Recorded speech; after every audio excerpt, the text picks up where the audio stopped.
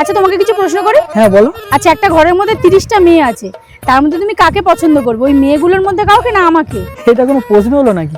Obviously আমি তোমাকেই choose করব। প্রশ্নটা এটা ছিল না, প্রশ্নটা এটা ছিল অতগুলো মেয়ের মাঝখানে তুমি কি করছিলে ওখানে?